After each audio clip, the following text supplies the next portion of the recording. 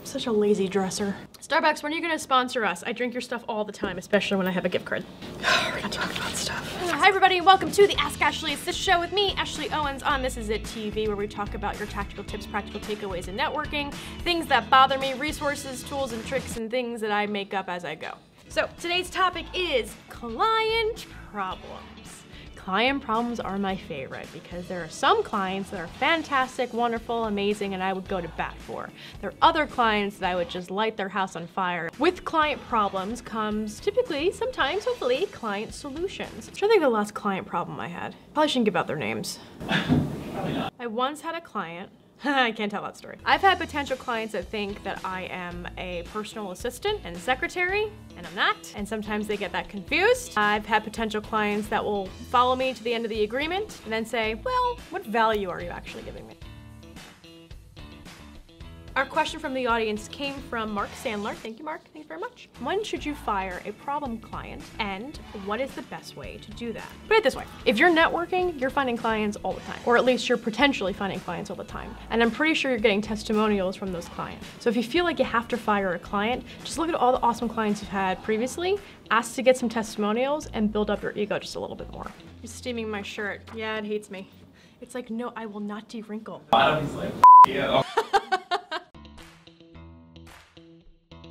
According to the Chief Communications Officer, Jennifer Faulkner, who wrote for Posify, when to fire a client and how to do it. Now, usually when I go through, I look at lists of different things that make sense for the topics that we're talking about. Rarely do I find somebody with the same cadence as myself. So I want to give some props to Miss Jennifer because she kind of crushed this, and I'm definitely going to share the link to her tips here, but they're flippin' fantastic. Is this client making you lose money? Let's think about that. If the client's making you lose money, then they're probably good to fire. Have you checked your ego? There have been times when I've been annoyed with a client, and there have been times where I feel like I know better than the client. Sometimes to humble yourself in this process can really kind of check yourself. It's like kind of like treat yourself, but just with a client. So just check yourself, see where that animosity is coming from and why they are becoming a problem client. Is it really because they are a problem, or is it because you have a problem delivering on what they thought was a solution? Have you exhausted all solutions for making the situation better? Oftentimes we're very, very protective and very, very emotional when it comes to our businesses. You are going to be more emotional about the decisions that you make.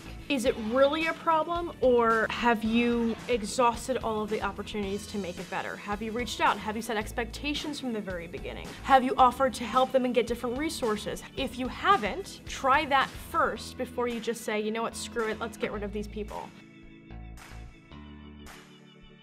What bothers me is not being able to get that shirt. It's annoying, I'm sorry. Is that bothering you? Okay, what bothers you today? Somebody who I haven't spoken to in a very long time also reached out to me, and with a sales pitch for no reason. Yeah. Dude. I literally re-forwarded the message. I'm like, I messaged it to you, you must not have received it. Following up in general, people just need to follow up better. That's what bothers me. People not following up. You put so much effort into putting things very nicely, very easily, very digestibly into communication. So if people are not responding appropriately, it puts things into a very frustration-filled emotion. One way to maybe combat that is probably think that everybody's just an idiot and they won't follow up unless you do. If you are notorious for not following up, let's get you onto a CRM system. So look in the comments for my favorite CRM system. Thank you, everybody. Screwing up your continuity there, buddy. Oh, I broke it! Oh no, sorry, Sport Fresh. Thank you everybody for watching the Ask Ashley Is This show. Make sure you share this video to receive a 30-day free trial for one of my favorite CRM tools. I will send you the link personally, and I'm looking forward to seeing you next week. This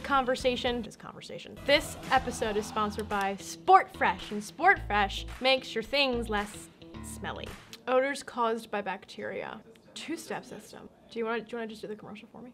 It's a two-step odor removal bacteria-infested system. It's odor removal system. Make sure, oh no, oh damn it. It's a oh my god, I got it all over the microphone. Make sure you reach out to Sport Fresh at sportfreshsports.com. See you guys next week.